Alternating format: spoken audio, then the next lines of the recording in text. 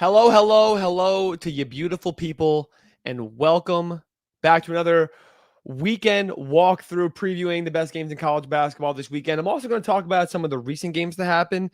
I think when we did this last week, there weren't a ton of games the few nights before because it was week one, but Purdue, Alabama last night. We had some huge games on Tuesday night, even Pittsburgh and West Virginia last night.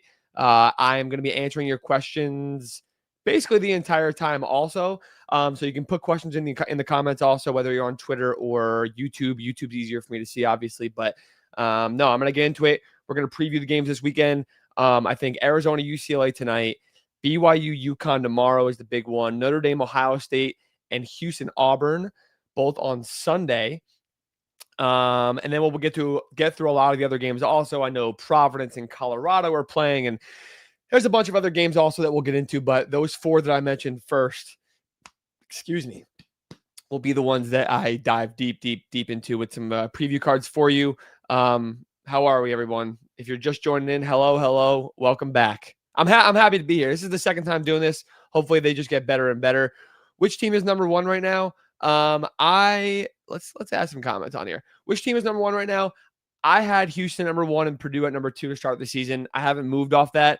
I'm going to keep that until Houston proves otherwise, or Purdue proves otherwise. Like last night, Purdue looked like a number one team in the country, without a doubt. Houston's playing Auburn this weekend. So if Houston takes care of business and they look good, like they're going to stay at number one. They don't deserve to get knocked as long as they take care of business and win that game, in my opinion, at least, unless they look like very shaky, which I don't expect them to look very shaky.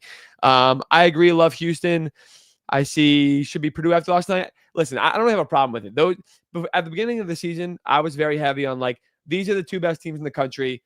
After that, whatever you want, like say whatever you want almost in that capacity. And I like it kind of just whatever, like you have your own opinion. We'll know more throughout the year and really the next like 2 or 3 weeks on those teams, who's going to be at top of the country.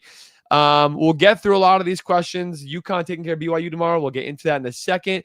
I do want to go over some of the, what's it called? I can't find this. Some of the games that happened last night and the last week or so, whatever it is.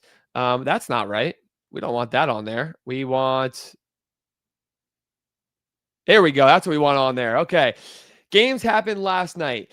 Purdue, Alabama is the big one. Purdue takes care of business against Alabama. When they finished 87-80, Braden Smith had what was a national player of the year type of game, right? He had a national player of the year type of game at Alabama. He wasn't shooting the ball super efficiently, but he was amazing down the stretch, taking care of the ball, getting to the charity stripe, using his pump fake to bait defenders. That down the stretch was like, okay, can he, when you put the ball in Braden's hands and put the game on the line against an amazing team on the road in a hostile environment, can he give it to you and can he deliver a win? Because for them to win a national championship, they obviously have the quality. The questions are basically, can they defend and can they close games out? Can they defend is going to be another question of different style of team they kind of get, and we'll see throughout the year. But can they defend? Can they close games out? When you have a closure like that, you saw it with Walter Clayton in Florida last year, and you saw it with teams that didn't have a closer last year, right? Like Houston was really good. I don't know if I would classify LJ Cryer as like this great closer. Like Walter Clayton, not a fair standard. He was like a generational closer. But Braden Smith doing what he did last night gives me the confidence that Purdue can win the national championship. I already had that confidence, but again, this kind of gives me that. TKR was also awesome. I think he finished with like 19 and 15 and 5 or something like that, whatever it was. But TKR was amazing from the jump. I thought he was the best player for Purdue throughout 40 minutes, if that's fair.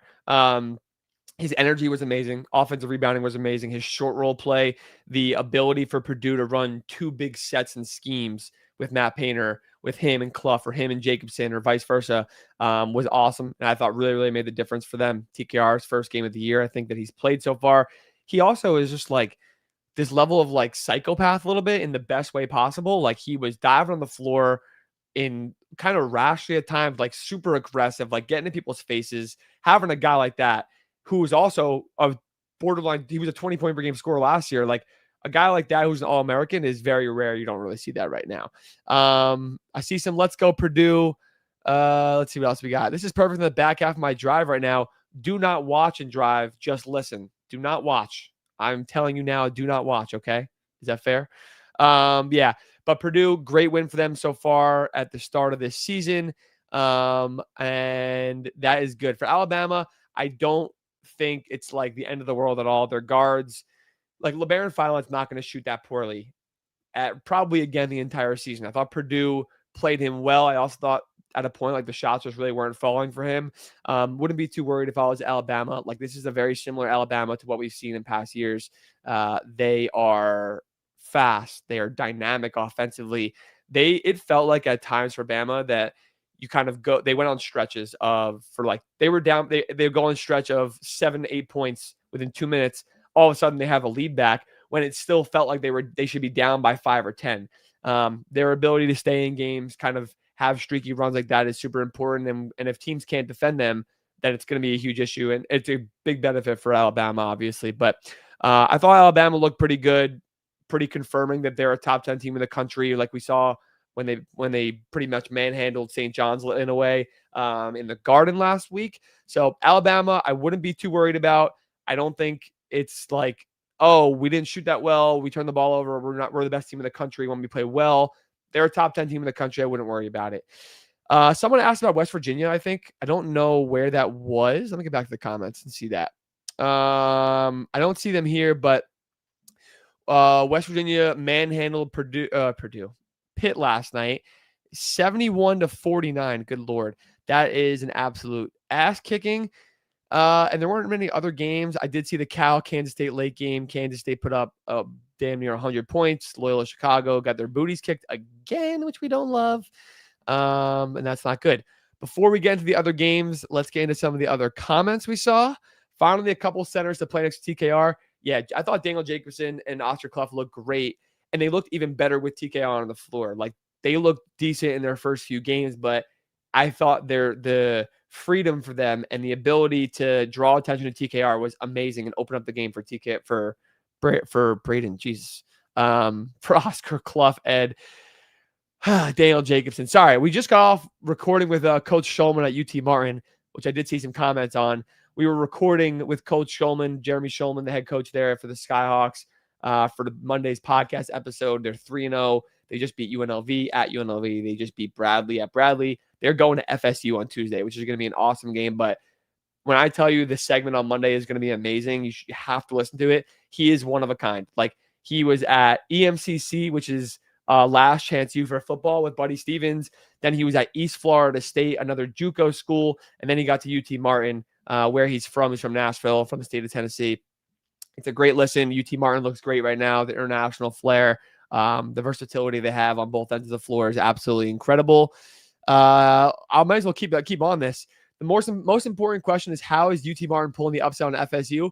Positional size. They're very, very good at forcing turnovers out of other teams. The way they win is they put size on Rob McCray, and they don't let that offense get rolling at all, and they let their defense kind of win that game and let their shooting kind of prevail. Any other UT Martin stuff? No, that's okay.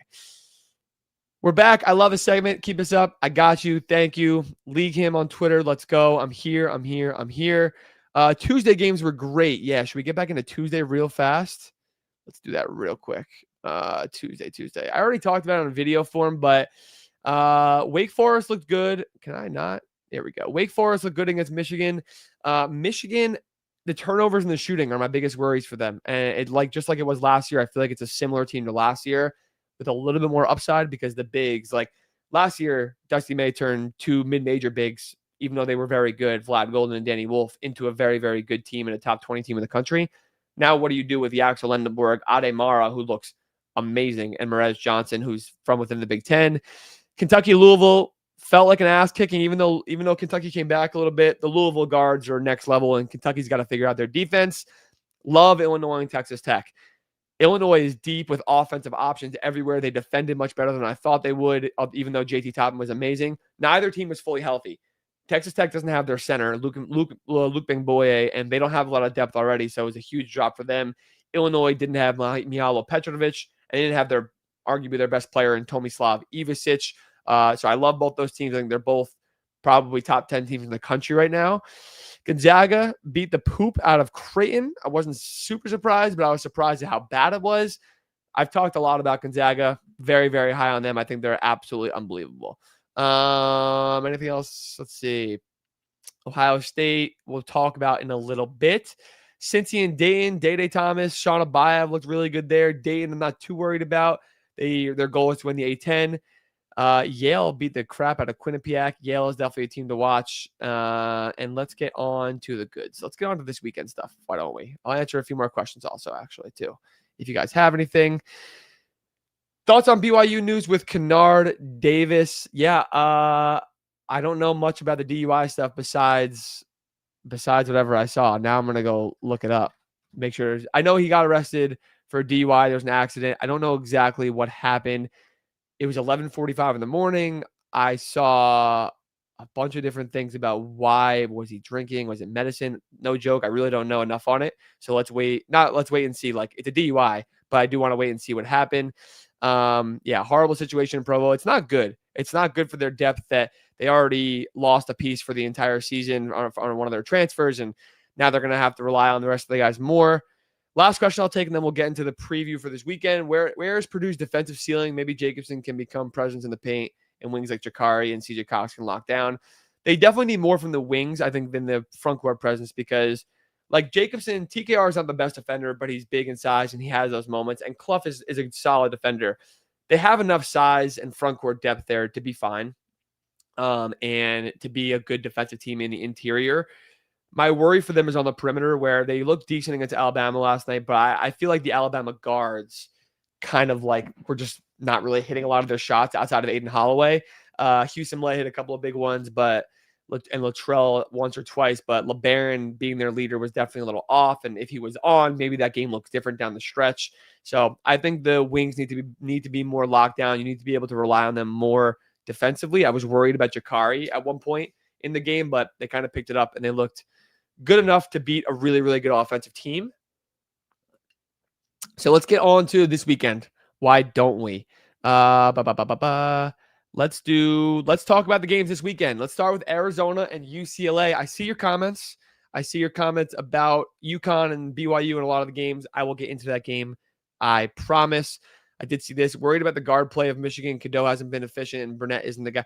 The shooting and turnovers is the issue, and that comes from the guard play. So am I worried? Offensively, yes, I am worried, to be honest, because they want to win a national championship. Let's focus on Arizona UCLA tonight in LA, the Intuit Dome. Number 5 versus number 15. Last I saw, Arizona were 3.5-point favorites. I think that's fair, even if it's in LA. It's not a UCLA home game. It's a semi-home game. Am I right? This is on Peacock. This is what I wrote down. That's a shame if it's on Peacock. It's not on national television at 10 o'clock at night. What else is going on at 10 o'clock at night on a Friday night in November? Like, come on now. Arizona's been great so far. They look awesome. They look the part of a Big 12 contender and potential national champion level team.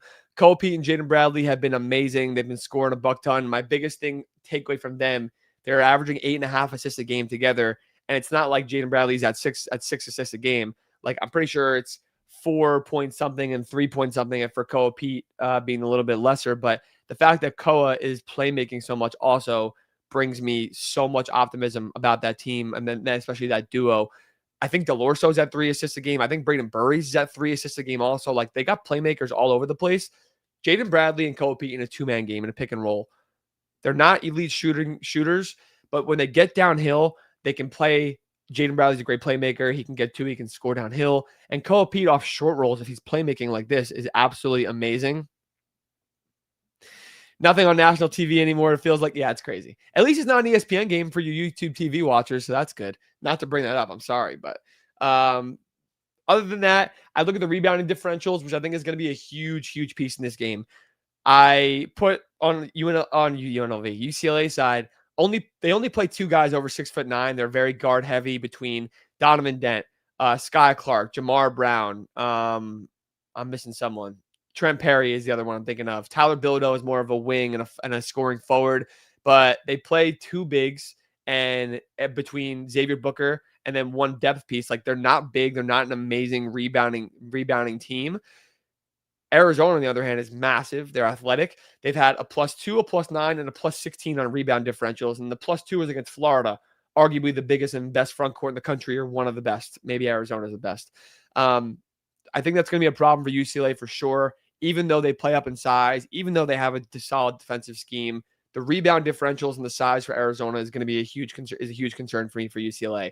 Arizona's doing a great job forcing turnovers. Again, they've only played Florida and then 2 not so great teams so far, but over 15 turnovers a game from their opponents, that would be the best by a landslide in the Tommy Lloyd era, the best that he's had in his, I guess, 3 or 4 years that it's been. They've forced 13 turnovers a game like 2 or 3 years ago, I think it was. So if they can have this even at 14 or better on the entire season, that makes me very, very optimistic about the defense for Arizona. That's been their downfall and limited their ceiling in the last few years, even when they were a 1 seed in 2022, which I see similarities on this team. But the turnovers, the defense is going to be huge. I think the athleticism at every single position has been the game changer for that. They're also doing great shooting the ball right now. They're not shooting the ball a lot, but when they do, they've been able to hit it. Plus 18% on 3-point percent differential. They're also defending the 3 very well, which is going to be a big thing here against UCLA. UCLA guard heavy. Donovan Dent, minor muscle strain. I think he's completely fine. He's definitely going to play 100% to go. But they've been shooting 30% from 3 as a guard heavy team is not good.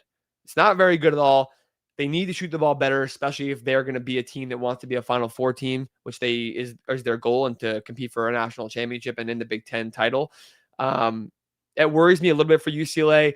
They are still decently efficient on offense. They can score inside in the midi, less than 10 turnovers a game so far, which is obviously the biggest differential in terms of their style and strengths and weaknesses, are really just strengths. Arizona has been forcing turnovers great, like I mentioned, and UCLA doesn't turn the ball over at all. So that's going to be very interesting to see how Arizona defends Donovan Dent, how they defend him out of pick and rolls. Do they pick him up high? Do they kind of add some kind of trap or blitz on ball screens and stuff like that? Will be very interesting. I'll hit to a couple of questions, and then we'll get to the next game real fast. NC State on a generational technical foul run right now. Yeah. Imagine running off Ademara. We talked about him before. And is Michigan playing a good game this weekend? No, I don't have them on the preview stuff, but he has looked absolutely unbelievable. And UCLA could really use him right now. Not going to lie. Actually, they could really, really use him right now. Did you see Cohen Carr's dunk last night? He's on a generational run. I see it every night. This guy's an absolute demon. He's ridiculous. How much does experience matter in this one? It's a good question. Arizona feels like they're experienced, right? Like Jaden Bradley's experienced. They have a couple of guys that have been there. Toby Awaka. Koa doesn't play like a freshman, so I'm not super worried.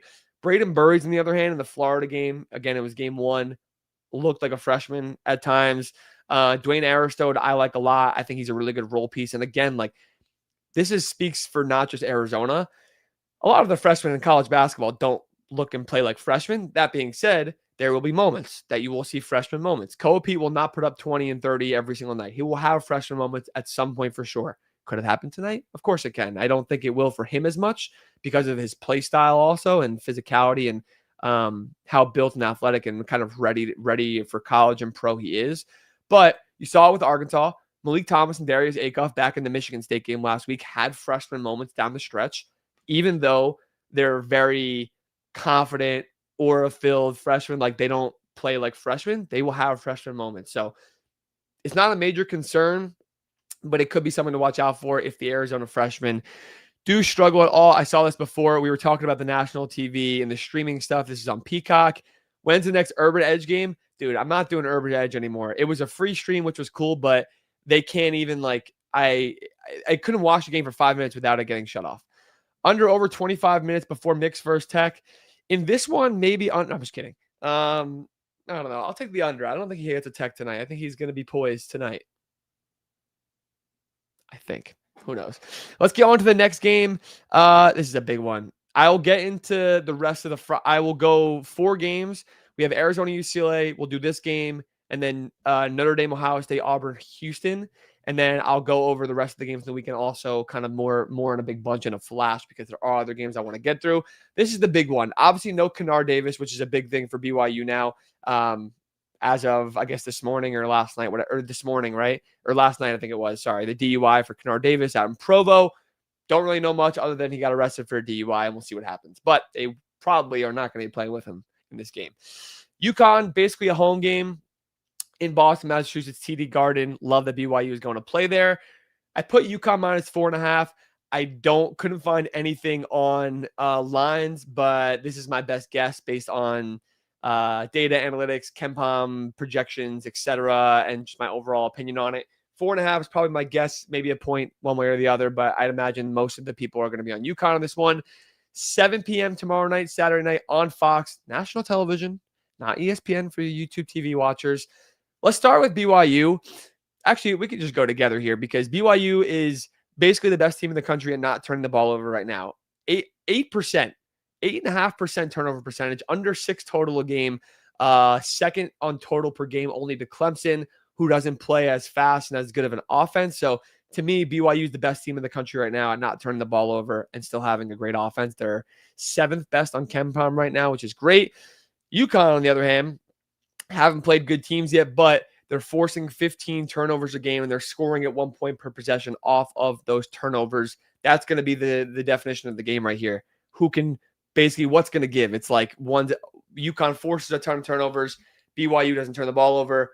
There's got to be some kind of middle ground. It's not going to be one way or the other completely. If it is, that team will win for sure.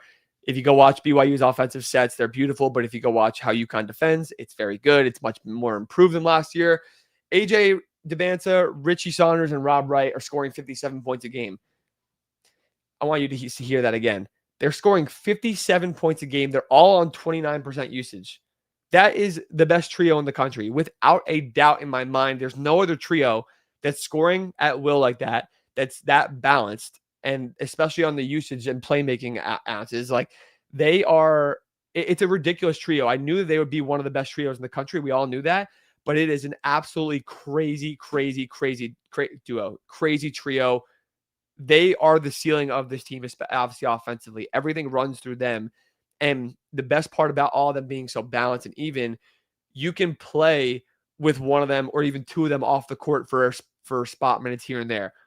Closing games, starting games, you have all three. One's in foul trouble, great. You play through the other two and you bring on more shooters, and you have Kebaketa. Like, they can play through one or two of them as a playmaker, but when they have all three, it really is crazy. 54% of their points are coming in the paint. UConn not far off that at 50%. I think those numbers are skewed from both of them playing weaker teams and been able to dominate with athleticism and size a little bit. BYU did look shaky against UDEL the other day, I think it was, right? But they ended up taking care of business, so I'm not too worried. On the UConn side, first real test, like I mentioned, they haven't played anybody. They've been dismantling teams. I think they played New Haven and UMass Lowell and someone else. The only issues for UConn right now in those 3 games have been offensive rebounding and then opponents scoring in the paint. That could be a concern. The offensive rebounding, I don't think it's going to be like a massive issue. They don't have a lot of second chance points, but it kind of is what it is. The opponent paint scoring is definitely a concern. Look at the bottom of the chart.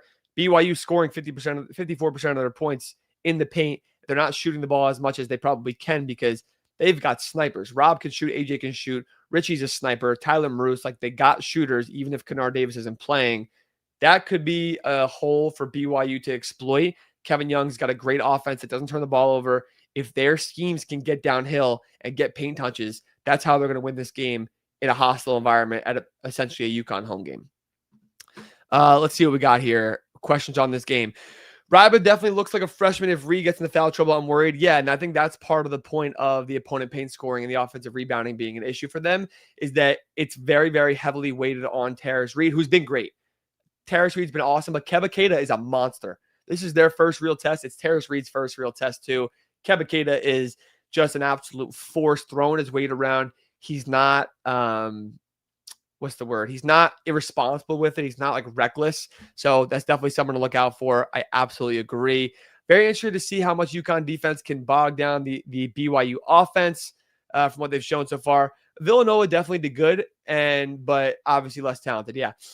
Villanova definitely defended them relatively well. BYU didn't shoot well. BYU's defense was also amazing in that game, that first game of the season, which I was definitely surprised about. I think I saw Kennard Davis. I think the Davis news really impacts this game. BYU, hopefully he's okay. Minor injuries in the crowd. I'm not worried about the minor injuries, to be honest. I'm happy he's okay. I think everyone's okay. He had a DUI. If it's a DUI, that's a huge problem, and you can't play. And especially, I don't know how the BYU honor code works specifically. I know it's a little more different. I don't know who they put on AJ as well. It's a great question. They probably put between Stewart and Ross a mix of rotation of their rotational wings on them, because it's not going to be Caravan. It's not going to be solo ball. I'm not really sure what it is. No picks for each game. I can give you some inklings. We are going to have a pick segment coming soon, I think, on the show. And I think when that happens, we'll do this.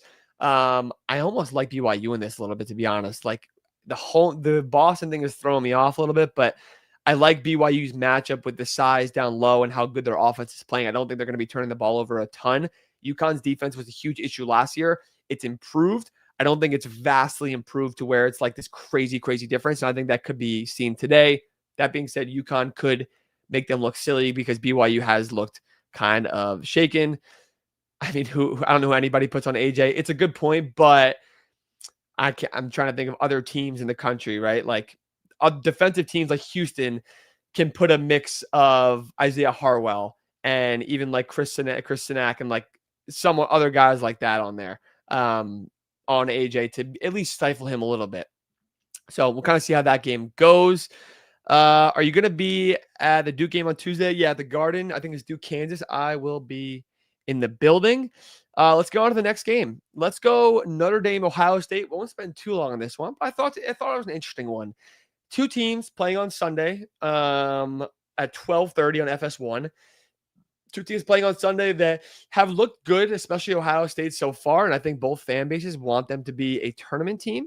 So I think I think this is a game worth watching and could be an at-large discussion game later in the year. Ohio State should be a safer team if they keep playing this way, but if both teams want to be a tournament team, they have to win this game now, because you could be resume-wise up against each other to get an at-large bid later in the season. So starting on the Ohio State side, their core four have been awesome. Bruce Thornton has been crazy, averaging 25, 4, and 4. He's shooting 71% from the field. Like he's taking a ton of threes. I'm pretty sure he's taken like over 12, 13 threes in their first 3 games. He is playing at an unbelievable level right now. I saw someone put it up here. He plays like a linebacker. I love it. Yeah, he bully ball. His mid-range game is so smooth. He's so good at scoring inside. If he's shooting the 3 ball like he is now the entire season, he's going to be an All-American, and Ohio State's going to be awesome. And that completely unleashes their ceiling. Chris Tilley has been amazing. Didn't expect him to be this good this fast. 17-7 and the 4 assists. Playmaking out of the 5 spot is awesome. And then John Mobley and Devin Royal, obviously 31 points a game together. John Mobley's been playmaking very well. Love him. He's like a dynamite stick. That 4 can easily dominate this game, and they could win by 30. Their defense hasn't looked good. 85th ranked defense.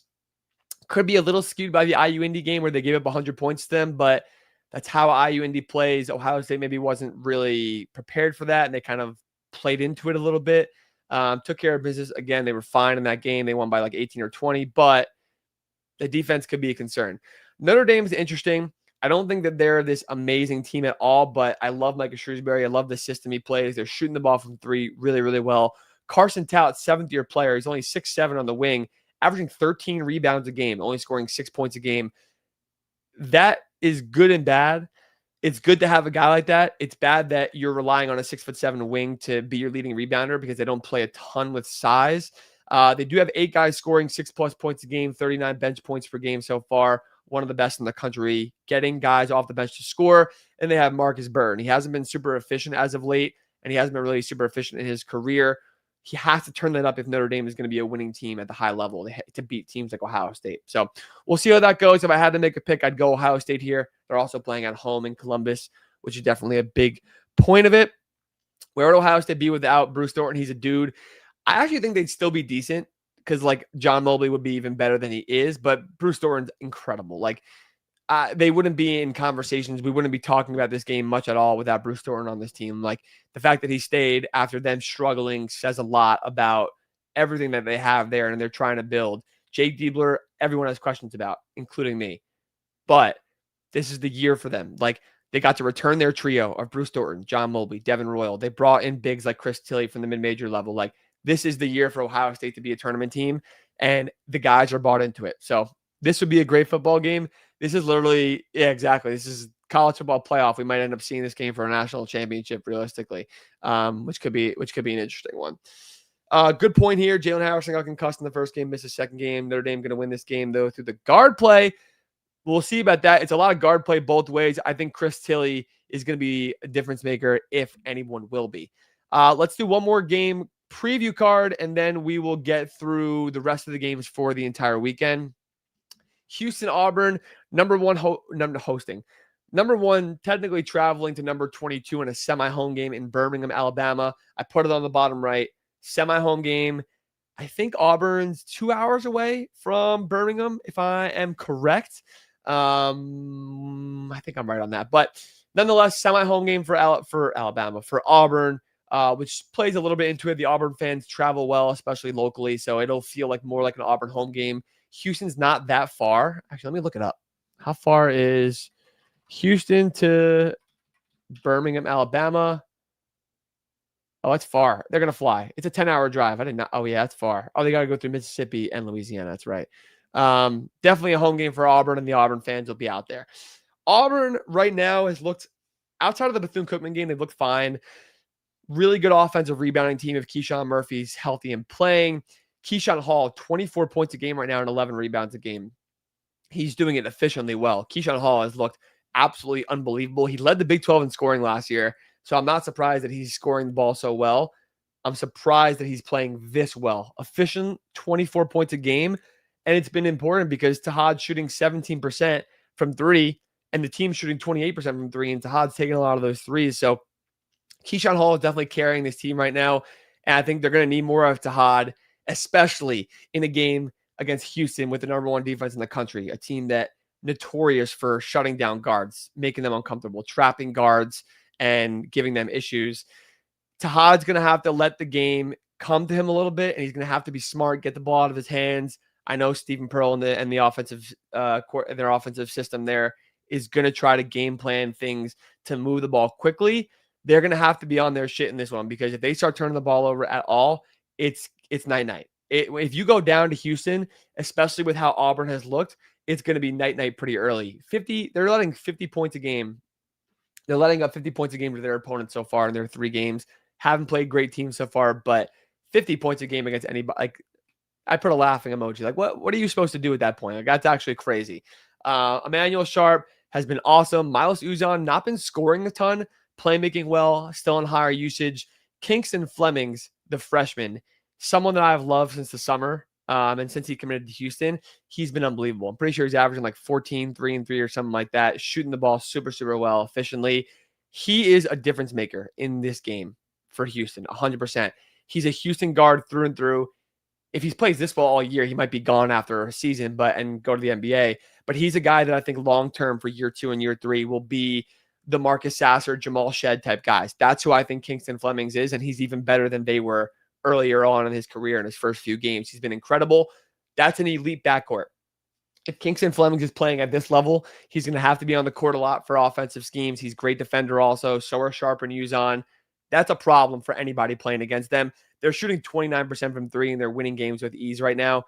If they shoot the ball 35% or better, if they can turn that up for this game and on the season, they're going to have no problem wiping teams away with ease and shutting teams down so easily. And if their offense can kind of get there, their offense has looked shaky, but Auburn's a team where I think their offense can get going. They're not the best defensive team. I like Houston in this one, even in Birmingham, Alabama, just because I think that there's a level of Auburn hecticness. You saw it in the Bethune-Cookman game, especially earlier in the season, where if they can't get the ball rolling, scoring the ball early, they might start to panic. Houston's going to start turning them over more. So if Auburn ain't shooting the ball well early, it could be a bad game, but I don't think it'll be that bad. I think it'll be solid. You need Todd Pettiford to get going. He can't shoot 17% from 3. He scored 11.5 points a game this last year. He's scoring 11 points a game this year right now, after they lost Janai Broom and all their older guys, and Chad Baker-Mazara and Dylan Cardwell. He's supposed to be the dude, compete for SEC Player of the Year, be an All-American. That's okay if Keyshawn Hall is going to be that and he's going to be a number 2. That's fine, but he still has to be 10 times better and shoot the ball a lot better than what he's been shooting it at. Let's see what else we got. Let's see. I don't think Houston going to be on their shit. I don't think they're going to be on their shit. Houston by 15. That's my worry for them exactly. That's exactly my worry. I have the same kind of thing. No, I don't see any other questions on this game specifically. So if we don't, we can roll into the next few. Let's see here. Let's go to the next ones. I did see another question. I'm the only I'm the only media guy consistently that I think does Gonzaga analysis well. Can you confirm you're watching the games? Many East Coasters don't stay up.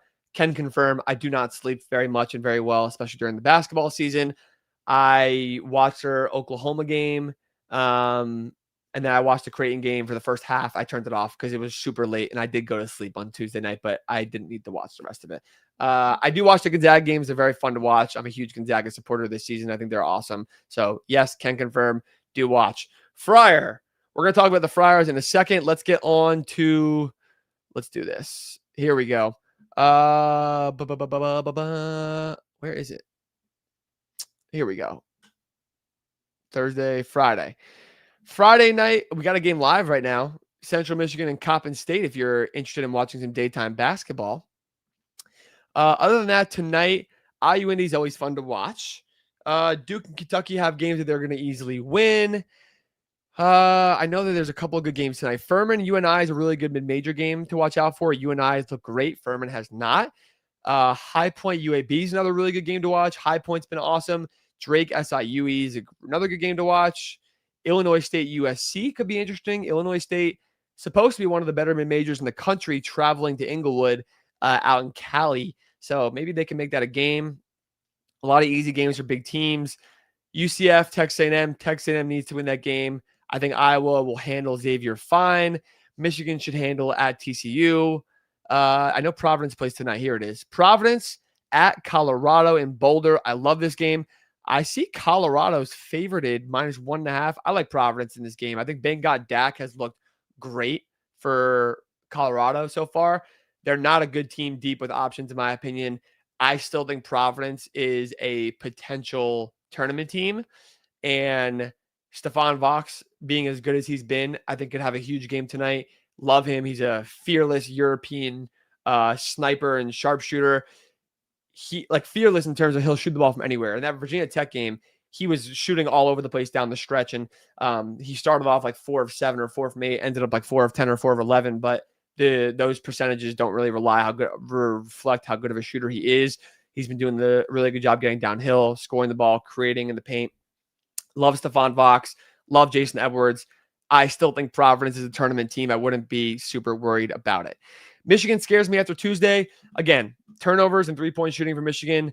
At TCU, they should be fine. They have to be fine. I'll be scared and panic even if they win and don't look good tonight at TCU, and we will put them on the panic meter on the episode on Monday if that is going to be the case. I see a lot of questions coming in. Let me roll through Saturday real fast, and then I'll answer, and Sunday, and I'll answer everybody's questions. Ohio at Louisville is a fun one. Ohio is a good mid-major squad. Clemson at Georgetown, 2 teams under the radar right now, I think, to watch out for.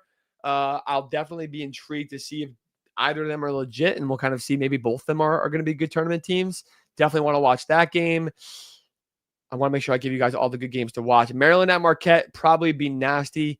I think Marquette will win that game, but it should be a good game either way. Maybe a little bit of a slugfest. SEMO, St. Thomas, an underratedly good game. 2 good mid-major sides. Syracuse is at Drexel. That's fun. In Philly. Youngstown State, I think they're 3-0 still. They've looked good. They won at GCU. They're playing at St. Bonaventure, who's looked really good so far this season. We talked about UConn BYU. Oklahoma Nebraska is a really fun game to watch out for. JMU LIU is an underrated mid-major game. GCU St. Louis is an awesome one. A lot of offense in that game, I would expect.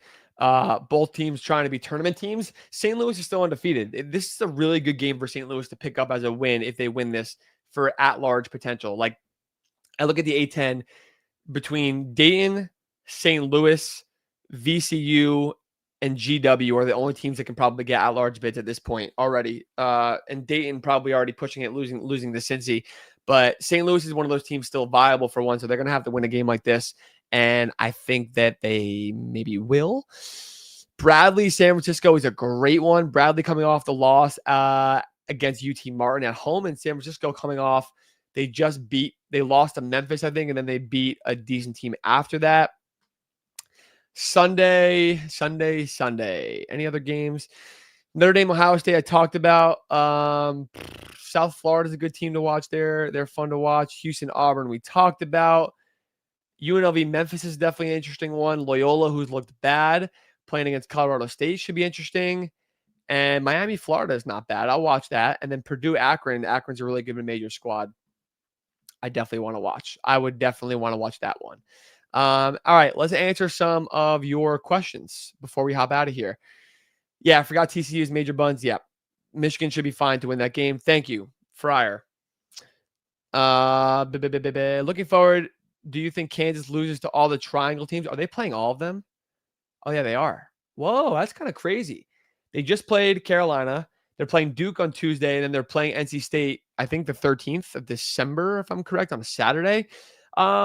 I think they'll win one of the games if I had to say based on basic math and odds, but they could definitely lose all three of those games, and that could definitely not be the end of the world. Duke is a top 5 team in the country. Carolina looked like a top 15 team in the country. NC State they're definitely a top 25 team. They could be even better of a top 20, top 10 to 15 team in the country. So, I know that's not ideal for you to hear, but it's not the end of the world if you lose to Duke and North Carolina State. Also, obviously, Kansas wants to be better than that. They want to be a top 10, 15 team in the country. They're going to have to win one of those games. But yeah, they could lose all three of those games for sure. Duke, Kansas thoughts?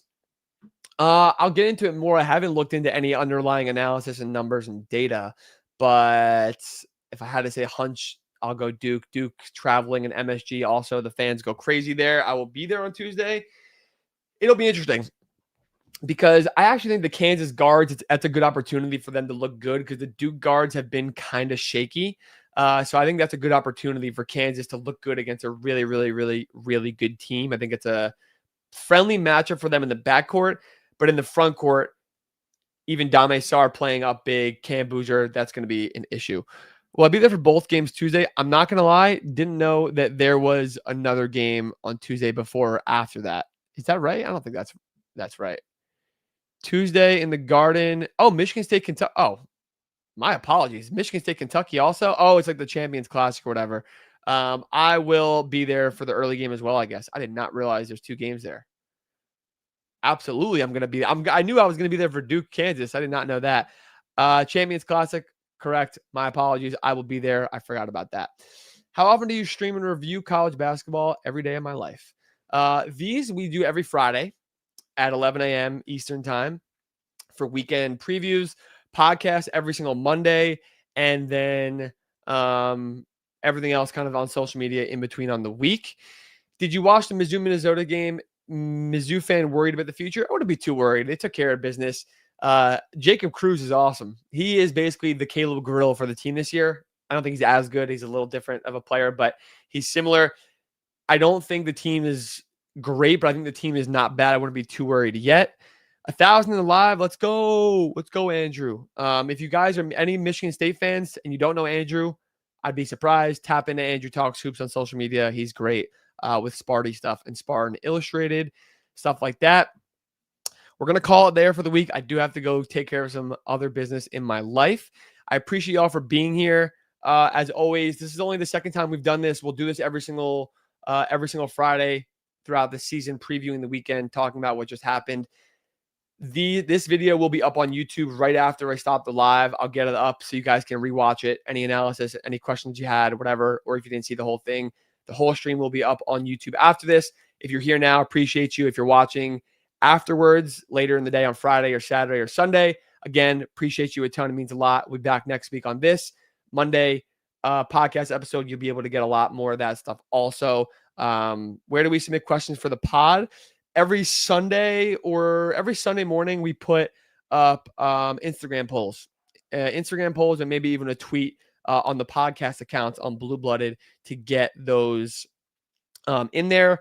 If you also DM the account, if you want to just get it done now, you can DM the podcast accounts on either platform, and we'll make sure to try to get in there if we see fit.